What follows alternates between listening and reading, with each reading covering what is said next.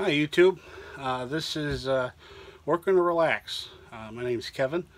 Um, just out here doing a quick check over on the trailer, taking some measurements for the upcoming season for some of the stuff I'm doing. I just ordered a battery monitoring system. I think it was a Vic, Victron. I think it was Victron Bluetooth monitoring system. I had ordered. So something I'm going to be working on here is when it comes in is where I'm going to put it. I kind of like everything kind of the way the factory does everything kind of tucked away nice, not really out in the open. So what I'm kind of thinking is for that we've got this little message board here, and it's screwed to the wall. And I'm thinking about taking it down, maybe getting a picture of something that she can put it in. My nieces can, a couple pictures of my nieces can go up there on the wall. And maybe this guy here, I'll take it and make a door out of it. And this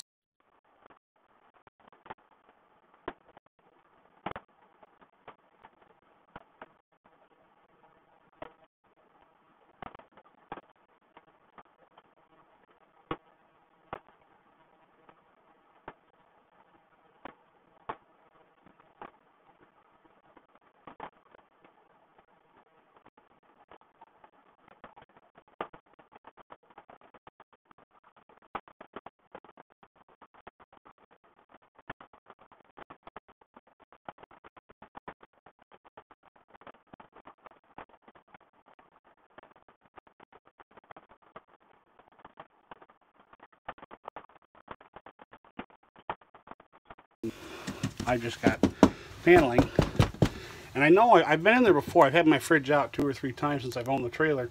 And I know there's some studs in the wall, so it's not just a flimsy piece of paneling for the most part. I think I can mount that system real nice here. In fact, it's between 2 studs. That's really nice. And then running the wires, believe it or not, is not that difficult. I can just undo the screws that hold the fridge in from the inside and the outside, push the fridge in a little bit, not take it out, just push it into the camper, let it hang in about 6 inches or so. Probably run the wires, well, depending on how this has got to go, I'll either run down through the floor out to the front, or I'll go up into the ceiling, which is how most of the wiring runs on these things, and I'll run it over here and come out behind the microwave and then run it in the wall and down with the rest of the wiring, because the way my camper is built is my converter's down there. So down there behind that is a section where the wiring ducts down into the floor. I could fish that out to the nose of the camper if that's what I want to do, or just run it out through the floor under there and run it forward, whatever I decide. But yeah, it sounds like a lot of work probably for a lot of folks like you guys. Maybe you don't want to deal with that, so I guess in your case I would run it down through the floor wherever you're planning on putting it. If you're in a 5th wheel, that's actually really easy. If you can mount it on a wall where it goes directly into your basement storage, well, that would cut a lot of work down. But this is a travel trailer, so I don't have that. So, but that's the monitoring system. And I think what I'm going to do with the original one is just going to leave it alone. I'm not going to take it out. I'm not going to fool with it. Just going to leave it alone.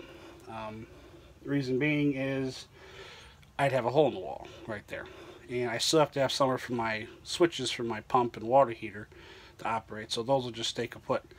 The down the road futures, what I might do is, because I'm looking at also getting the, what is it, sea level tank gauges, maybe, possibly. When I cross that bridge, that might actually go over there with the monitor panel, or the battery monitoring panel. And I won't need that at all anymore, and I'll probably just ditch it altogether. Take the switches, and I might even run the switches up, over, and down over here so everything's in that panel, and remodel the kitchen. The advantage of being paid for. Now I can do whatever I want. Yeah, that's a down the road thing. I'm not going to worry about that right now. baby steps, just plans for other things. I like to dream big on water budget. So, yeah, that's what I'm kind of thinking there. I did do some measuring for my entry door for the MORryde step above steps, and as it turns out, the 2-step that they make will fit. If I've read all the measurements correctly, my door is 24 inches flange to flange, and they are from 23 to 26, I think it was. So that should fit just fine, and I think the range was like 26 high to 24. And I know the camper's not sitting level right now, so but believe it or not, with not sitting level, it's still within the range. And the trailer's sitting up on a pair of on one plank. Each set of tires is on a 2x8, so even with the 2x8, it still sits good. And when I park the trailer either at home or at a campground, I always put it up on one plank each, just so that the tires don't settle into the ground while we're staying. If it was real soft ground or whatever, we could just hook up, pull it right out. So, doing most of my preliminary, just kind of looking around, checking things out. I kind of poke my head in here throughout the winter. I don't do it when we've had any snow, because I could tell someone's been around the camper because of the snow. If there's any footprints around the trailer, I know someone's been looking at it. If the snow is clean, then I know that no one's touched it, so, or been by it. So, and all I do is I walk through the gate, just peek down this way, and if I see footprints going down either side or on the front or anything, then I know someone's been over here. But yeah, unfortunately, I'll give you a quick little peek here. It's kind of a storage trailer for the winter. I know it sounds bad, but you know, the extra coolers that we keep at home, we keep in here. That's our rug for when we're out camping. There's the flag that usually goes on her bed. Some extra blankets and the rugs and some towels. There's her sink basket. Hopefully these guys go away here pretty soon. This is, oh boy, I didn't realize it was that difficult to get to. And I put it in upside down to the boot. That is a nice set of, sorry about that, nice set of chrome rims. 15-inch 5-lug. So I've already made sure they fit the rims on the trailer. I'm going to be putting new tires on this year. Sounds like, from what my Goodyear dealers told me, the Goodyear Marathons are going away. They're becoming obsolete. And the Goodyear Endurance is replacing the Marathons. So that's what this camper had, was the Marathons when it was built. I've changed the tires once, and I've got, I think they're called Hercules. And believe it or not, they're actually a pretty good tire. They've done really well. And they're about I think we're about 6 years old on them tires. So I definitely want to have new rubber on the ground before we go to Texas this summer. Yeah, she's, you know, I hang one of those damp bread closet guys over there. It's pretty full too. So yeah, she's kind of dirty. Like I said, it kind of becomes a storage trailer for the winter. Believe it or not, most of that crap isn't storage. Most of that crap stays in here all year round. That's our old sink. If you watch my video, that sink there, you can kind of see it. The left side is bigger than the right side. Something we were wanting to do this year was just kind of a 50-50 sink. So I've checked my back corner up there for any water leaks or damage there in the cabinet and the walls. I checked back along here for any, because we did have a crack in the skylight starting, and I'm not sure if I sealed it last year before we closed up. But oh yeah, we got a regular mat too for the trailer. If it's raining out, it's a lot easier to dry out than my carpet is. That carpet was nice, but real pain in the butt to you know, dry out when it rains. Got my Irish Spring soap. You don't see them out, but they're in here. I've got a ton of bounce sheets tucked back behind things and out of the way. I don't like them just laying out on the floor. So, yeah, actually, that thing's still got quite a bit to go. It's not quite empty yet. So that's good to know.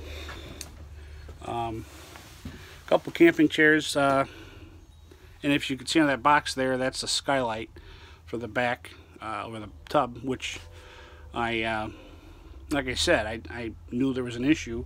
Got the part, the weather changed too fast. I mean, I just didn't have time to do it and didn't want to seal it for as cold as it was. Got some new material there.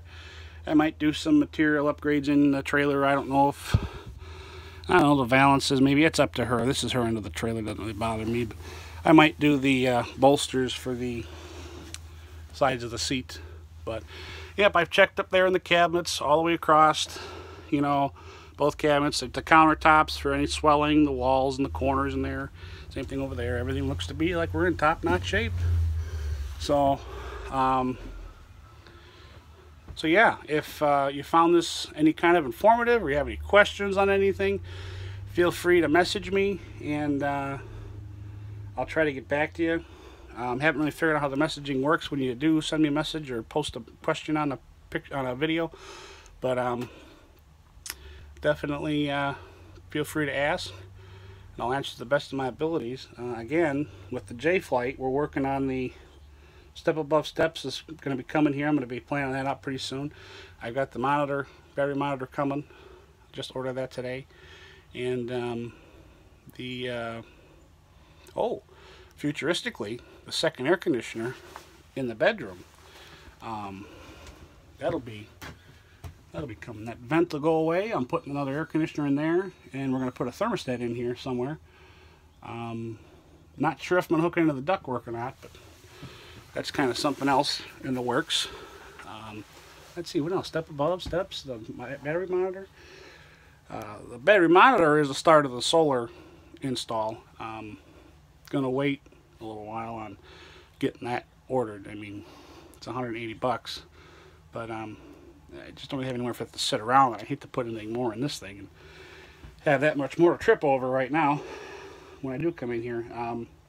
That'll be coming. Oh, and bearings, repacking the bearings, and I don't mean with the Zerk fittings. I'm talking about breaking down the tire and doing it the old-fashioned way. You know, take the seal out, take out your bearing, clean out the old grease, dry them out good, put you know, clean fresh grease in, clean the brakes with brake cleaner, and adjust the brakes. My unit doesn't have self-adjusters. You know, those are nice for what they are. I guess I don't see too many problems with those, but once in a while, I guess I get one that maybe the brake isn't adjusted enough, or that the brakes are adjusted too much. Not very often, really not very often. By the time they leave the factory and they get to the dealer, generally they're adjusted because they've been varnished in. And while we're under there, I'll check my suspension out again. I did replace the bushings last year in all of the leaves, ends of the leaves, and I put new shackles. And the MORryde CR, I think it's CR 3000 equalizer, excuse me, on the trailer. And that equalizer, boy, did that make a difference. We were driving home from a trip this year, and I looked at her and I said, is it me, or does it just feel like it's just riding better? And she goes, you know, I was kind of thinking the same thing. She goes, but I didn't want to say anything. So I've been underneath and checked bolts and nuts, and everything's still tight, so nothing's come loose. But definitely feel that was definitely worth the upgrade. I mean, unless you've got the money, you know, I guess, and I've had my eye on that for a while, that CR 3000 equalizer. I guess if you had the money and you wanted to jump into it, you could. They're not, I guess they're not too expensive. I guess they could be a lot worse. But really, I thought they were pretty reasonable. And retail price, because, you know, not everybody gets what I get. So, but seriously though, I think the thing to do is have your dealer just, you know, if you're doing this religiously like you should be, and I'm not preaching to make you do it, because I gotta admit, I've slacked off. This thing's 10 years old. I've only packed the bearings twice in 10 years. It has done a lot of sitting over the years, but twice. And I definitely want to have them repacked before we go to Texas, because I've never taken a long trip with this thing more than 3 or 4 hours. So definitely want to have those packed. And the brakes gone through one more time. Make sure the pads are still good. But you know, when the dealer determines that your bushings are starting to wear out, the plastic bushings they put in there are starting to wear out. And that's not just, you know, I know nowadays a lot of Lippert axles are on trailers. It's not just Lippert that does it. All the manufacturers out there of chassis parts for leaf springs and whatnot, they all use plastic to start for their basic kits. So that's what you would see on like my J-Flight. You might find it also on other stick and tin or lighter weight trailers, you know, like your well, basically I would gather to say if it was something that had the CR3000 equalizer or some kind of an upgraded equalizer. I know there's other ones out there too besides MORrydes, but if there was other upgraded equalizers in the middle, then I would certainly say that more than likely there's brass bushings in there, because why waste your time with the equalizer if it's not going to have brass bushings?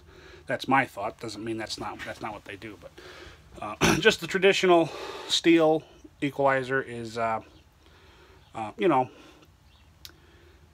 it's okay. I mean, it's worked for years for everybody else, but just rides better, and it kind of buffers a little bit more, I think. Like I said, it point of the ride better. And I did put all new brass bushings in mine, so my bushings should be fine after a season of camping. But anyways, I'm gonna do some other snooping around here, poking my head in some cabinets and stuff, taking a few other measurements, and I want to do some measuring for a battery bank on the tongue. So yeah, if you guys are interested in any of these upgrades that we're doing to the J-Flight, or maybe, and I'll try to keep up with any service work that I do, service maintenance I do to my trailer. I can't give you any videos from work. I'd be afraid they would frown on that, and that could get me fired. But I would, you just you know, tell me what you're curious about, and I'll do what I can to help walk you through it. I have other ways of getting a hold of fifth wheels that aren't, you know, at work. I can do it off the clock on my time. I know people, I know dealers, so I can certainly help you out as best I can to help direct you through some things. But anyways, again, my name's Kevin, and this is Working to Relax. And if you like what you see, subscribe, hit the bell so you know when I do post something new, and kind of follow along here. Have a good day, folks. Bye-bye.